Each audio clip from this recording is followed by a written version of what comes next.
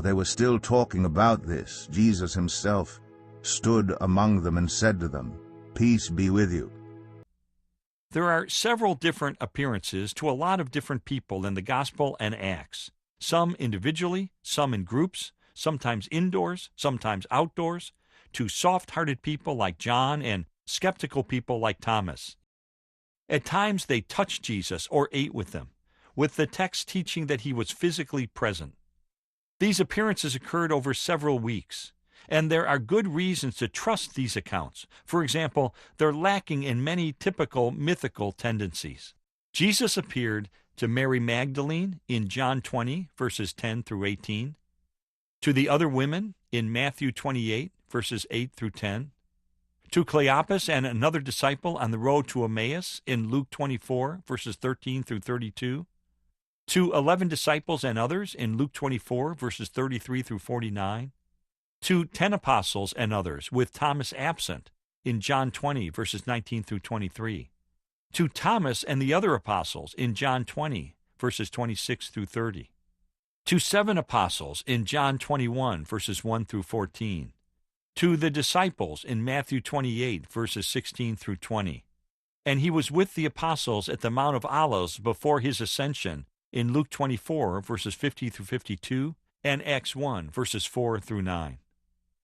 It's particularly interesting, Habermas added, that C.H. Dodd, the Cambridge University scholar, has carefully analyzed these appearances and concluded that several of them are based on especially early material, including Jesus' encounter with the women in Matthew 28, verses 8 through 10, his meeting with the 11 apostles, in which he gave them the Great Commission in Matthew 28, verses 16 through 20, and his meeting with the disciples in John 20, verses 19 through 23, in which he showed them his hands and side.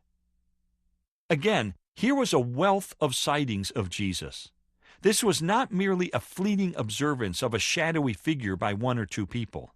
There were multiple appearances to numerous people, several of the appearances being confirmed in more than one gospel or by the 1 Corinthians 15 creed. Just look at Acts, referring to the New Testament book that records the launch of the church. Not only are Jesus' appearances mentioned regularly, but details are provided, and the theme of the disciples being a witness of these things is found in almost every context.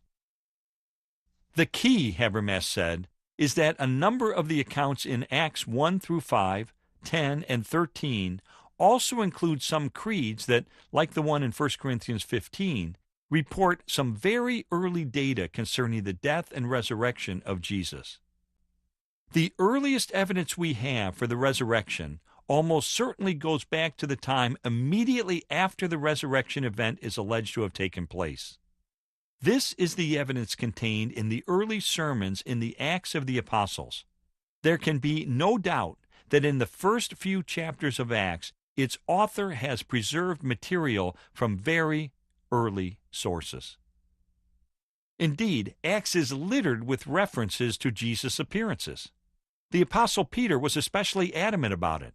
He says in Acts 2, verse 32, "God has raised this Jesus to life, and we are all witnesses of it." In Acts 3, verse 15, he repeats, "You killed the author of life, but God raised him from the dead. We are witnesses of this." He confirms to Cornelius in Acts 10, verse 41, that he and others ate and drank with him after he rose from the dead.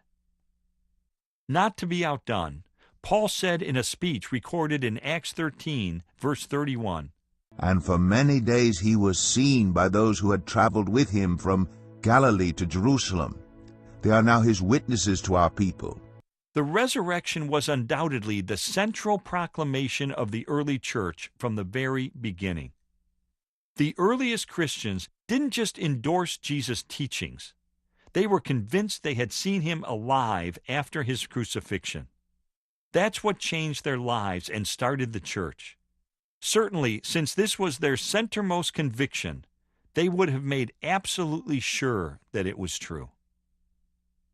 All of the gospel and Acts evidence, incident after incident, witness after witness, detail after detail, corroboration on top of corroboration, was extremely impressive.